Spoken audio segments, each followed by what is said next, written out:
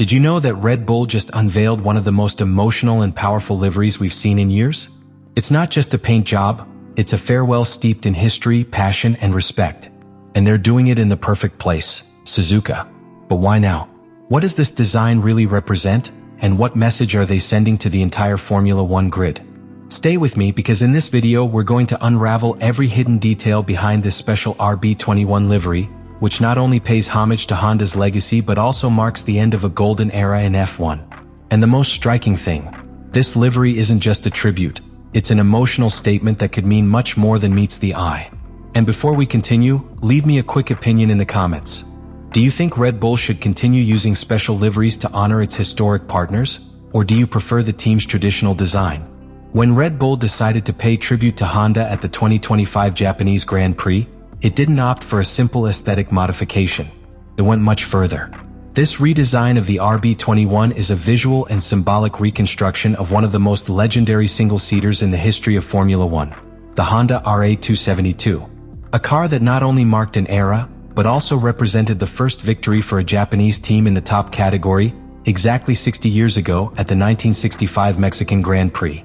That car, driven by Richie Ginther, became an icon of technological progress and Japanese ambition in a sport historically dominated by European teams. And it is precisely that spirit that Red Bull has decided to capture and project into the future with this tribute. The RB21's livery surgically replicates the visual elements of the RA272, starting with its base color, pure white. But this is no ordinary white. This hue was carefully tailored for compelling technical reasons, yet it still manages to maintain the essence of the original. Against this white canvas, the metallic red Red Bull logo stands out, strategically placed on the engine cover, recalling the clean, minimalist lines of the 1960s car. These details not only enhance the design, but also convey a powerful message: absolute respect for the past, but with the design standards of the present.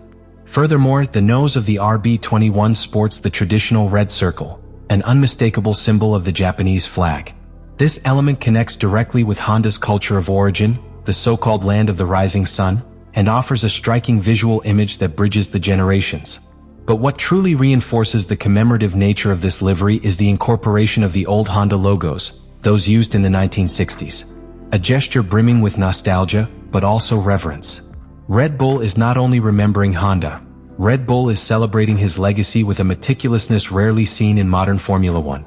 And if you're wondering if this has been done before, the answer is yes, but not with this depth. In 2021, during the Turkish GP, which replaced the Japanese GP cancelled due to the pandemic, Red Bull already used a white livery as a tribute. However, the 2025 version goes much further. Not only does it replicate the original design more faithfully, but it also introduces a commemorative logo specific to the 60th anniversary of Ginther's victory.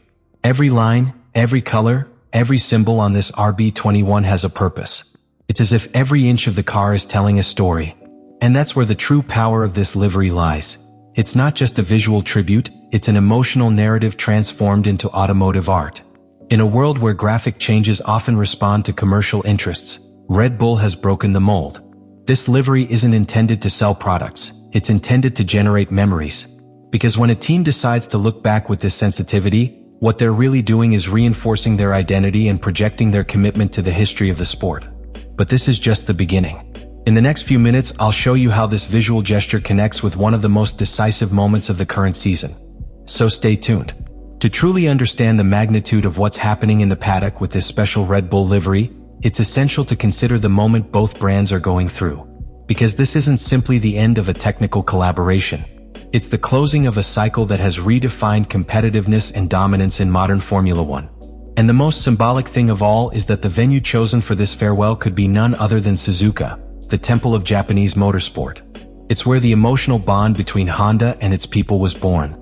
It's where, for the last time, a Honda-powered car, dressed in the colors of the past, will race under the Red Bull banner.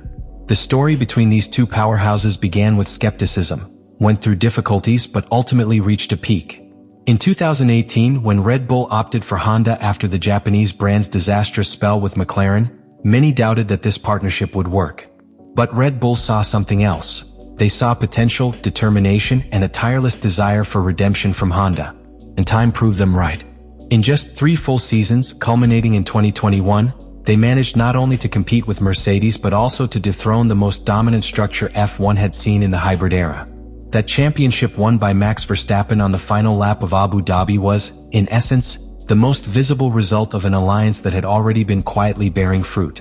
However, Honda decided to officially leave the series at the end of 2021. Although in practice its presence remained alive thanks to Honda Racing Corporation (HRC), the division that continued to technically support the team. That collaboration went beyond engines. It became a perfect symbiosis between European engineering and Japanese precision. And since then, Red Bull has continued to use Honda power units with the same hallmark of quality that led them to consecutive championships in 2022, 2023, and 2024.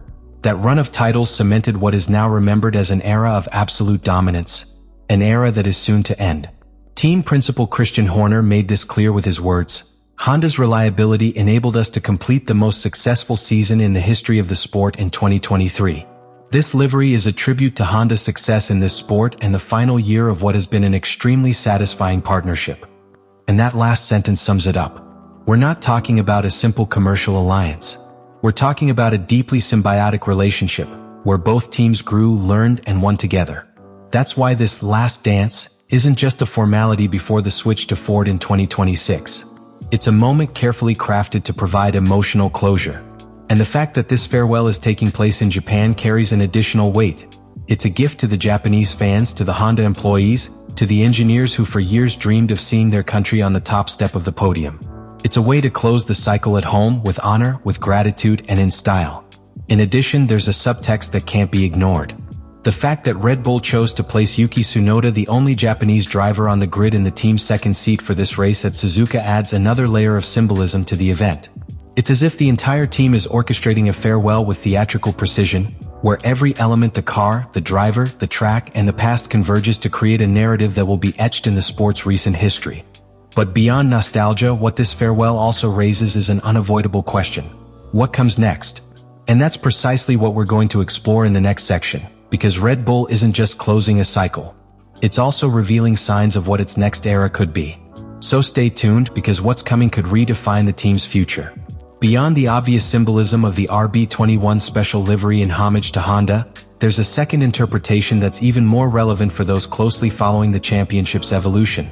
This tribute isn't just a look back, it's also a strategic statement of intent from Red Bull regarding its immediate future. In the world of Formula One, where every decision is calculated, nothing is accidental. And in this case, the choice to hold such an emotional tribute just before the final switch to Ford in 2026 speaks volumes about how the Milton Keynes team is preparing for a new era, both technically and institutionally. The first thing that stands out is that Red Bull is using this design to reinforce its narrative as a team that not only dominates on the track, but also builds a legacy. Unlike other teams that view their partnerships as contracts that are renewed and forgotten, Red Bull has decided to visually immortalize its alliance with Honda. These types of actions foster an image of a team with identity, with memory, with values. And that image not only strengthens its bond with fans but also positions them as a desirable partner for future projects with other manufacturers or high-profile sponsors. But there is also an internal message. In the midst of a season that has been marked by some turbulence in the team's second seat with the abrupt departure of Liam Lawson, the arrival of Yuki Tsunoda, and Max Verstappen's notorious discomfort with the team's internal management, this tribute serves as a kind of institutional bomb. It's a reminder of what Red Bull has been able to achieve when its partnerships work, when there is technical stability and a unified goal. In other words, it's a nod to the need to return to internal cohesion. Because the talent is there, the resources are there, but if team management becomes unbalanced, titles begin to be jeopardized. And that's precisely where the question of the future comes into play.